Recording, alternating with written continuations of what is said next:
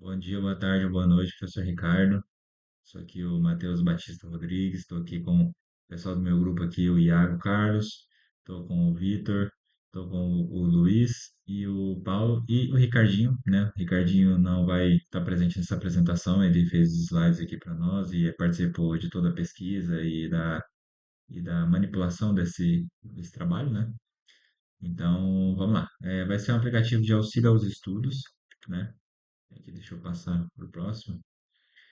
Praticamente aqui a gente está, né, falando o que eu falei, que são os alunos que estão aqui no grupo, né, do TSI quinto período.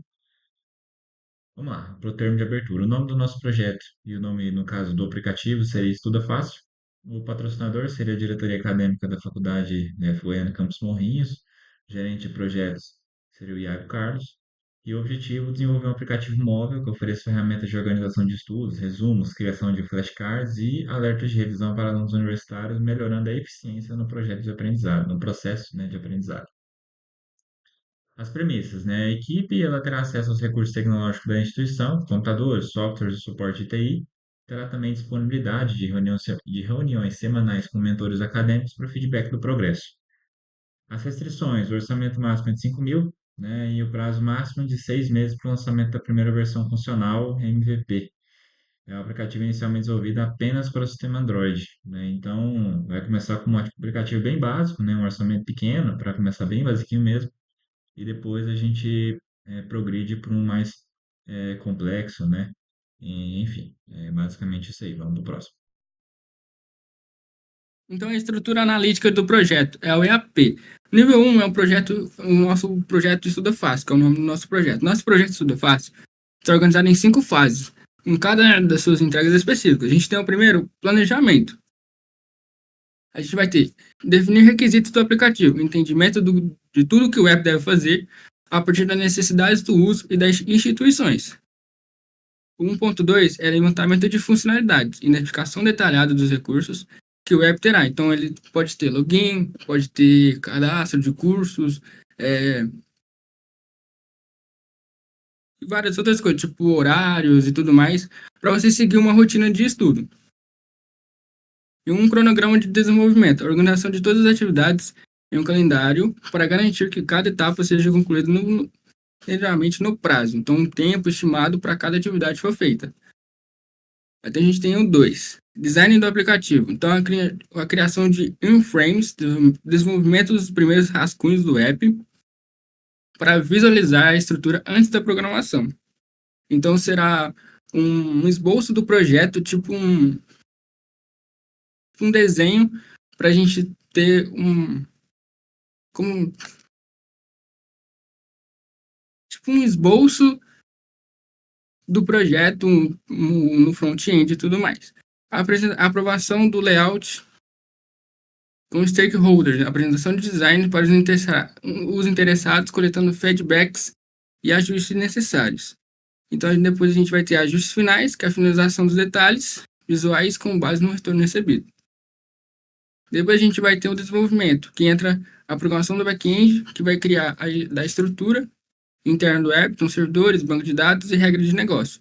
Programação front-end, desenvolvimento da interface que o usuário vai interagir, integração e testes internos, junção das partes e primeiros testes para garantir que tudo funcione corretamente. 4. Teste de qualidade. Testes funcionais, verificação de todas as funções do app que estão operando conforme planejado. Testes de usabilidade com os alunos, então a gente vai estar aplicando na prática com usuários reais para identificar pontos de melhoria. Correção de bugs, ajustes e melhorias com base nos erros encontrados durante os testes. 5. Lançamento, preparação do material de divulgação, então produção de banners, vídeos e campanhas para divulgar o app.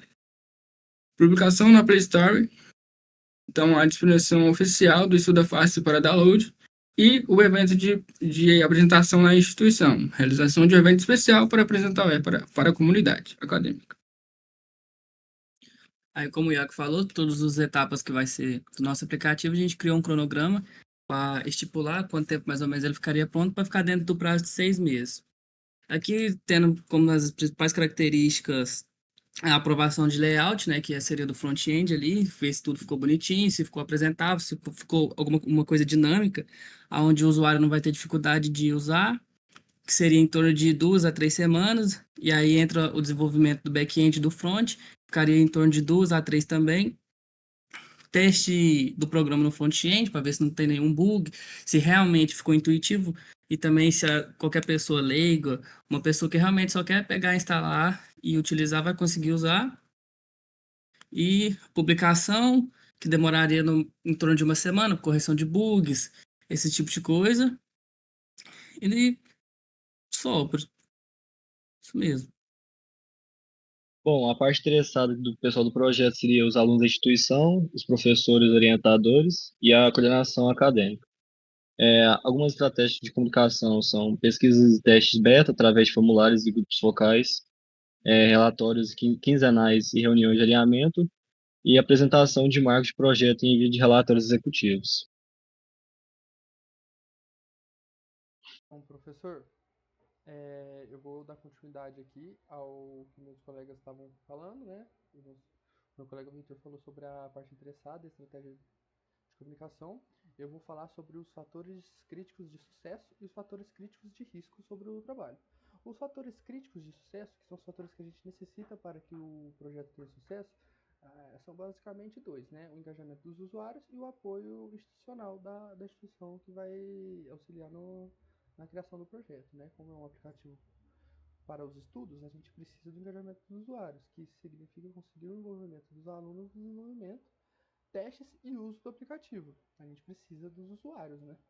E o apoio institucional é obter o suporte contínuo da direção e dos professores para validação e os recursos necessários, né? Porque como é um projeto baseado no apoio da instituição, a gente precisa com que os professores de direção do curso estejam apoiando continuamente e entregando o que for necessário para o desenvolvimento do aplicativo. E os fatores de risco seria a baixa adesão dos alunos e os problemas técnicos. A baixa adesão dos alunos envolve os fatores críticos de sucesso, que seria o engajamento dos usuários.